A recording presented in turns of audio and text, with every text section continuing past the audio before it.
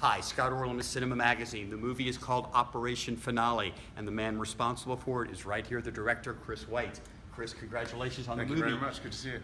What is fascinating to me, it's a story that most people know the ending, and yet you've concocted this great thriller that kind of leads us as a whodunit.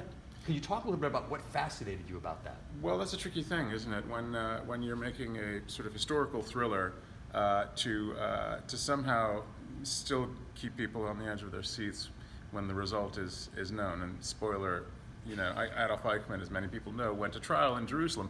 This is about the mission to go get them. So, but it's fascinating kind of constructing these sort of genre action suspense beats and keeping the interpersonal tension going, knowing where we're going to head. I mean, that's the work. Can you talk about the research that you did in preparing for this? Obviously, the Israelis, I'm sure, have extensive research.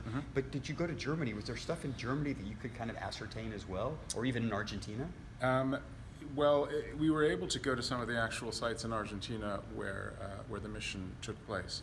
And in fact, we shot in one of them, which is where Adolf Eichmann's son met a girl who didn't know that she was Jewish, and that's how he was eventually caught. She brought him home to her dad, and her dad, who was a blind concentration camp survivor, realized that this was the son of this bureaucratic mass murderer.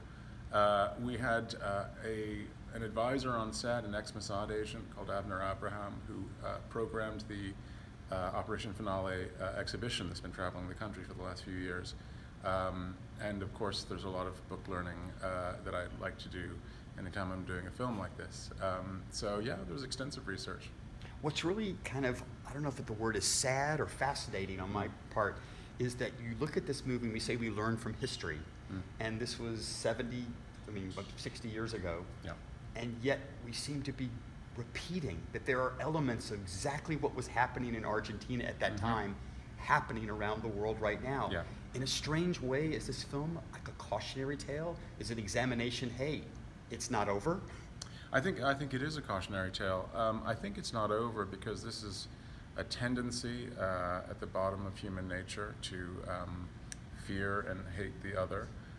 And when politicians whip up that kind of feverish anxiety and hatred, these things can happen. So I don't think that Germany in the 1930s and 40s was a unique instance. I think we've seen it happen elsewhere in the world, Rwanda being an obvious and painful example, and it can happen again.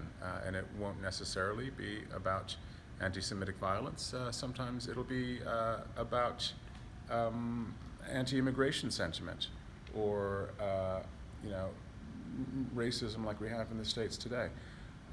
So unfortunately, it's an ever-present topic. And just a last quick question for you. What I love about the film, there's such an international flavor to it.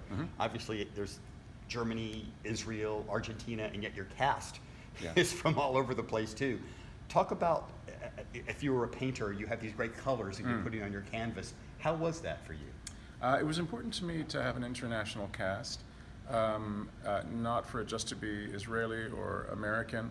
I thought it was, if you look at Israel at the time, it was a pretty polyglot country. A lot of those guys spoke Hebrew as a second language. They were from Germany or Poland or Romania. And I think it's always nice introducing people to actors they haven't seen before, but who are very accomplished in their own countries. So it was terrific for me to get to work with Melanie Laurent and Leo Raz and Torben Liebrecht. It was fantastic putting this cast together. Well, fantastic movie. Thank you very much. It's always such a pleasure. Appreciate it. And Thank this you. is Scott Orlin. Until next time.